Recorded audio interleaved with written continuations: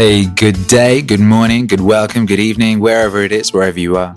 I greet you heartily and wholeheartedly.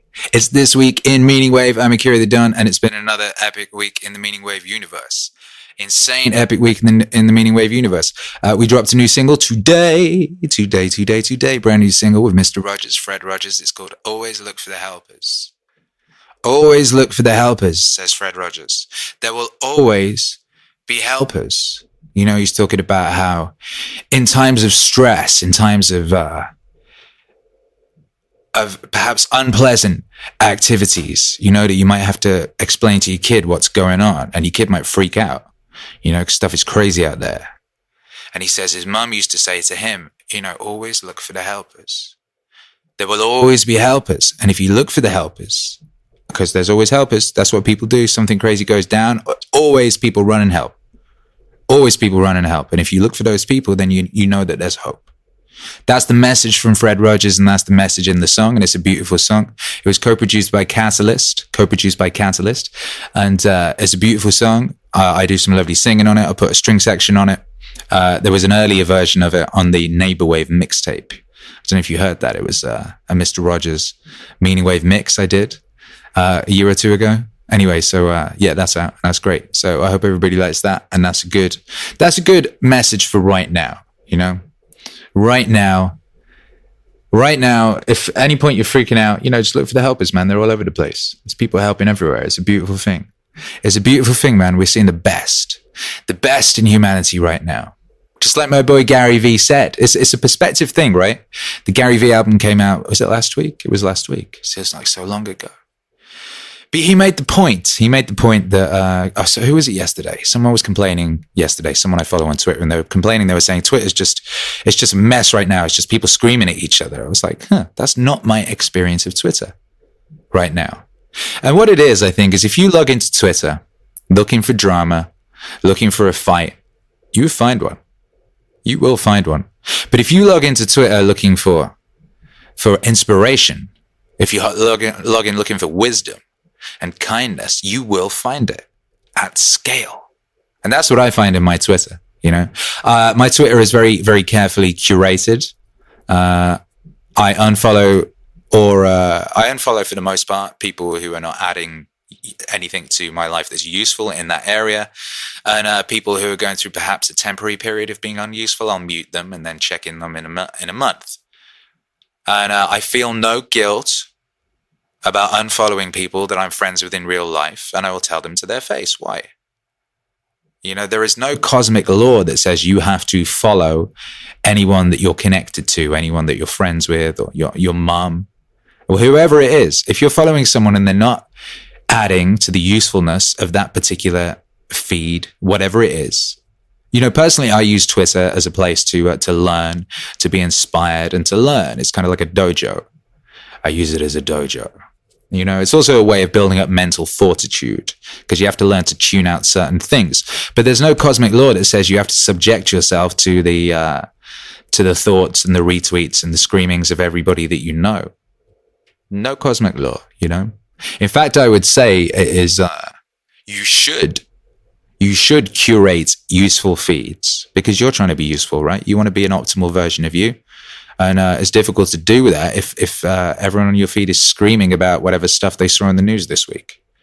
You know, you don't need that. Say you're trying to be say you're trying to, like Nassim Taleb. I think Nassim Taleb said this, you know, that something along the lines of, you know, the more news you watch, the less informed you are. I find that to be true. You know, I unplugged from that stuff in 2003. And, you know, my life has not been worse as a result. It has been way better. But say you unplug and then you're still following, you know, your auntie Maud, and she's retweeting whatever CNN says this week every 3 minutes. You might as well be following CNN, you know. Anyway, you know, it's a beautiful day to be alive right here at the peak of recorded human civilization. We dropped a new album this week as well. It's a compilation album. It's called This is a Mysterious Planet, and We Are Mysterious Beings. And it's a free album. You can download it for free on the Akira the Don Bandcamp. It's a compilation album that we put together. Diverting Tales and I put this together. And it's it's that. It's songs on that theme. It features Jordan Peterson, Terence McKenna, Alan Watts, Marcus Aurelius, David Foster Wallace, me, talking about this mystery. Joseph Campbell's on there, talking about this mysterious planet and our mysterious nature. Is a very beautiful album. A lot of people have been messaging me saying it's amazing and they love it. So that's great. So you can get that for free. You can get that for free. You can download it for free. So if they turn off the internet, you'll still have it. You'll still be able to play it while you wait for the internet to come back on again. And everything will be groovy, What else did we do this week? This week we launched our range of antimicrobial face masks, all American made. Our manufacturers are in Texas and Los Angeles. And the reason they're open still and are deemed essential businesses is because they're making antimicrobial face masks for the American hospitals and the American military and everybody, which means they're now making us face masks. So since we've all got to wear face masks right now, if I want to buy a coffee, I got to have a mask on, so it might as well be a wavy mask. So you can buy a mask that's got Jocko's face on it, You can buy a mask that's got Alan Watts with many, many arms. You can buy a mask that's half of Jordan Peterson's face, right? So you can have half of Jordan Peterson's face on your face, and maybe people will treat you as such. And you'll get those, I was going to say hugs, but ain't nobody getting no hugs right now, right?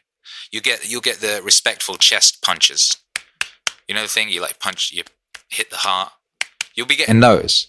Anyway, they're all at meaningwave.com. So if you want to copy yourself some masks, go to meaningwave.com. We've been streaming every day here from the all new Don Studios. I was trying to come up with a new name because we had to leave the old Don Studios because of the situation. The building got evacuated. I had to bring the whole studio back here. Today I went in there and picked up a few more bits. There was so much to move, We've got the acoustic panels out, so I got the acoustic panels in here. I don't know if you can tell the audio is a little bit better now than it was. Last time I was speaking, it was kind of an echoey room. It's still not quite that, but we're getting there. And we've been streaming every day. Today, I believe, will be the 33rd stream in a row. They were called the quarantine streams. Now they're called the meaning streams. Because I think meaning is the most important part of it, and meaning is the motivation. And meaning, meaning certainly beats motivation. And like I keep saying, if you're coming from a place of meaning, everything else falls into place. It's a bit like the way Liam Gallagher used to say, if you want to look good, he would say dress from the feet up. He goes, if your shoes are good, then everything else is going to fall into place. Which is kind of an interesting way of kind of saying that, the foundation comes before all, And meaning is the foundation, meaning is the motivation, meaning is the foundation.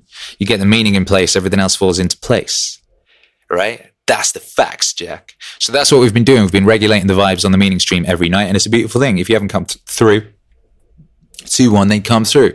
We've got a beautiful community of cool little funsies. Everyone hangs out, and they're all just really cool and nice and kind and supportive of each other and smart and wise. And it's just a beautiful thing. And we'd be chatting and I'd be playing DJ sets every day. So as a direct result of this, who was it? Beretta from the Glitch Mob was asked on Twitter earlier, has this whole situation made you less productive or more productive? And the poll said more people were being less productive, which I was kind of shocked by. But I guess people were watching Tiger King. Are you watching Tiger King? I've not seen Tiger King because I've become more productive. But the reason I've become more productive is that part of my systems involve every time there is a change in the paradigm, a disturbance in the force, whatever it is, I take that as a cue to check in on my systems and retune them slightly. As you all know, I've been engaged in this hyperproductivity/zone inhabitation experiment for the past 2 years. And I'm constantly recalibrating and retuning and seeing if there's areas that I could be being more efficient, more productive, any areas I'm being wasteful, any things that I could retune and retool. And every time there's a disturbance, I use that as an opportunity to go over all those things and implement new things. And so in this instance, what's happened is I've become way more productive still. So if you just look at the output now, we're doing, aside from an album, 2 albums a month, 1 vocal, 1 instrumental, a release on Spotify every Friday. Aside from that, we now have a daily live stream a daily mix uploaded to the YouTube channel and the Patreon channels at 1 p.m. PST every day. We've now added a track, visual, goes up to YouTube every single day. And now we've expanded that. We've now added the second Akira the Don YouTube channel has been rebranded Meaningwave TV. And now you can go there and all the streams are archived there. And we're also extracting the useful or interesting bits from the streams as individual videos. So, for example, now you can go watch a video called Toy Story 4 is Absolute Nightmare Fuel, which is a kind of clickbaity headline, but that is literally what it's about. I watched Toy Story 4 with Hercules, and it was evil. It was terrifying. It was absolutely sick and wrong on every level. I was shocked. So we talk about that in that video. The basic cut and dry thing of it is for some reason, Toy Story 4, what appears to be the villain, who then becomes a very sympathetic character, that villain's whole point of being in the movie seems to be to normalize and justify organ harvesting, involuntary organ harvesting. That's Toy Story 4. It's weird. I watched Onward as well, which is the new Pixar movie, and it's got a bunch of cool stuff in it. It's like they'd read the Joseph Campbell how-to guidebook, and they had all the elements, but then they kind of redistributed them to different people and what have you. So all the things that are normally ascribed to the core hero, different people were doing different bits of them, and it ended up just not being particularly effective. Basically, it seems that once upon a time, Pixar meant definitely brilliant. Now it means about the same quality as DreamWorks. And that's a shame. But it does mean that there's now a gap in the market for a new Pixar, essentially and somewhere there's room for somebody else to come in and start telling stories brilliantly on that truly archetypal, fundamental, mythological level, which we've always done and always wanted. There's a gap in the market for that right now. Pixar isn't doing it. Disney isn't doing it. No one's doing it on the mainstream level. It's gone. I sometimes wonder if maybe Hollywood isn't coming back from this. Maybe something new will rise. We don't know. We don't know what's coming. There is no consensus right now. We live in an age of no consensus. We live in an age where normies are an endangered species, because for normies to exist, you must have normalcy. There is no normalcy right now. People keep talking about the new normal, but the new normal shifts and slithers. It's the whole terrain. What are those things? You remember when you were a kid and you had like a Perspex box full of little metal shavings, and you'd have a magnet pulling them around. You know what I mean? It's like, that's the world right now. But what's funny is that's always been the world. It's just that we didn't realize that was the world because we were always having our vision guided for us, whether it was by our leaders or our media, and they would say, look over there, and we'd all look there. And we'd go, oh, that's what's going on. Meanwhile, loads of other stuff was going on everywhere else, but we didn't know and we didn't care because we were looking over there and we were doing it together, and we all agreed, okay, that's what's going on. That started falling apart about 20 years ago. It started really falling apart, but it's really fallen apart now. It's gone, I would say. I was talking to my friend, Fully David from Rebel Wisdom the other day. He rang me up to see what I thought was going on, and I told him what I thought was going on. And he said to me, he said the mainstream media is having real difficulty right now. And I said, Fully David, there is no mainstream media right now.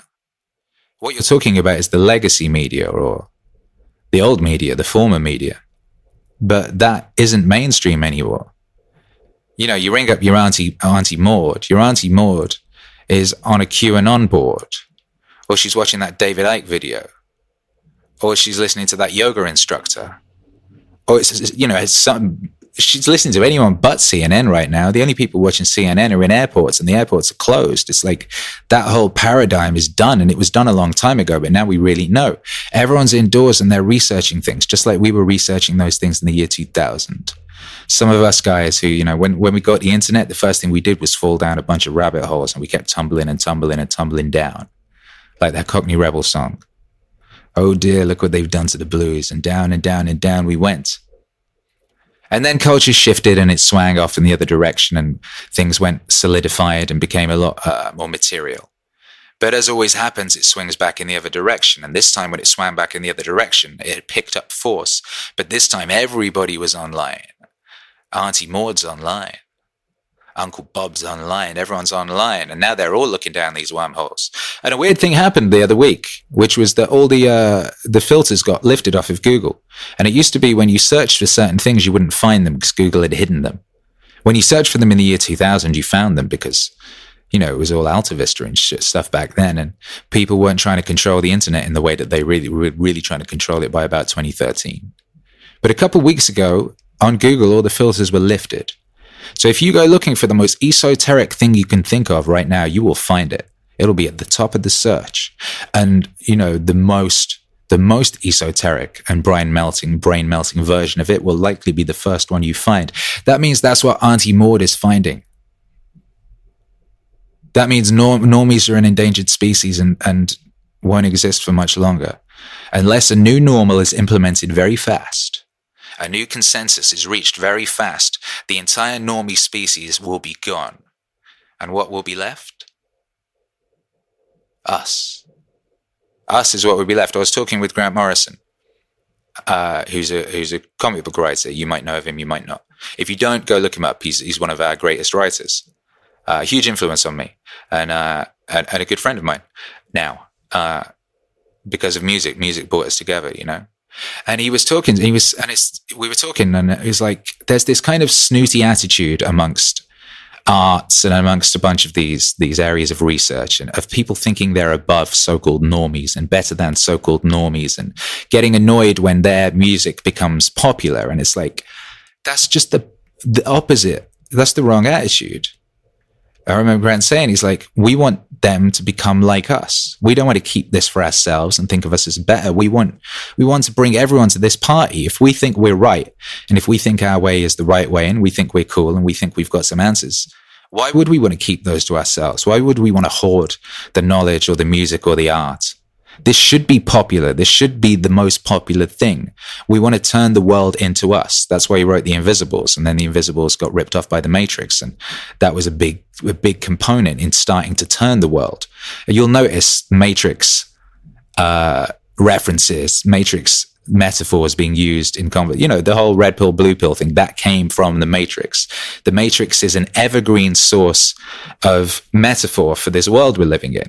And a great deal of that was stolen from Grant Morrison, and he did that deliberately. He wanted to translate the unseen into something that everybody could understand. And now we live in a world that is very close to that Matrix, that Invisibles world. The story in The Invisibles was, what if every conspiracy theory you'd ever heard was true? Kind of. And basically most of the stuff that was in that is now considered, that's mainstream.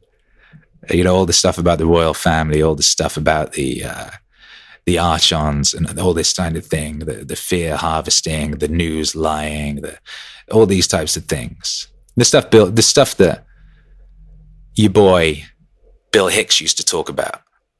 All that stuff is mainstream conversation now. Everybody knows all that stuff. Everybody knows the dice is loaded. That's the world we live in now. It's a beautiful time to be alive, because once the genie is out of the bottle, it does not go back in. It's where we are, and it's a beautiful place to be. And I'm very glad to be here at this point, this peak of recorded human history with you right now. So yeah, you go get that album. This is a Mysterious Planet, and we are mysterious beings. It's free. Go download that from the Bandcamp. Check out the Meaning streams every day on the Akira the Don YouTube. Check out the second channel, Meaningwave TV, for the re-uploads and those little videos. Check out meaningwave.com for your face masks and all that dopeness. The Alan Watts album is finished. You'll be hearing about the release plans for that very soon. And next Friday, we're welcoming a new member of the Meaningwave universe in the shape of Dr. Manly P. Hall. Brand new single coming next Friday. In the meanwhile, you can find me on Twitter if you want. I'm on Instagram. You can send me a message. You can ask me questions. You can let me know how you're doing. You can come hang out at the streams and hang out with the community. It's usually 6:30 PST. It's about to be the weekend. We're having a disco tonight. We're having a disco party. So come hang out. Anyway, yeah, I got to get off now and go get after it. Love to you and your family. I'll speak to you very soon.